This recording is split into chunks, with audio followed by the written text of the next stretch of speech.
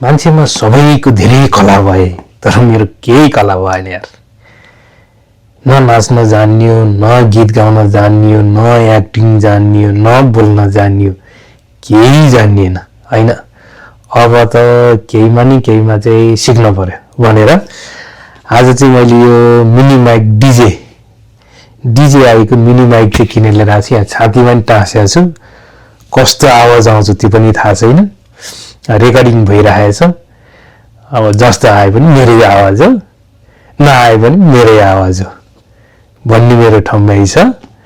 र अब आजको दिनदेखि चाहिँ DJI माइकको सहायताबाट चाहिँ मेरो यो आवाज तपाईहरु समक्ष लिएर आउने जमर्को गर्दैछु। अब काम एकातिर छ, थकान एकातिर छ, तर पनि अलिकति मनलाई चाहिँ रमाइलोतिर धकेल्ने प्रयासमा छु। वैदेशिक रोजगारीमा छु हाल अहिले दक्षिण कोरियामा। मेरो विगतहरु धेरै छन्, त्यो तपाईहरुलाई भोलि म भन्दै जानेछु। मेरो विगत सम्झेर, मेरो विगतलाई सुनेर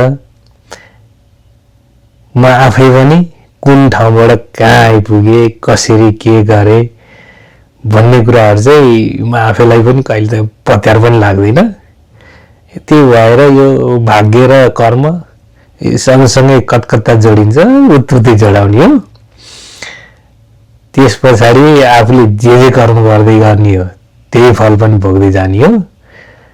अब यस्तै रहेछ जिन्दगी, यसरी नै चलिरहेछ भन्ने भयो भने यसरी पनि जाँदो रहेछ। हैन, यसलाई चाहिँ चेन्ज गर्न पर्यो भने त्यही अनुसार चेन्ज गर्न पनि हुँदो रहेछ। यो अपरम्परा छ, के हो बुझ्नै नसक्ने। त्यही भएर म पनि अबुझ भइ नबुझी एउटा पहिलो भिडियो चाहिँ बनाए। अब अपलोड गरौँ। अब सामाजिक सञ्जालले मेरो लाइन मान्यता दिएछ भने दिएछ, दिएन भने नि ठिकै छ, भोलि अर्को भिडियो हालौँला।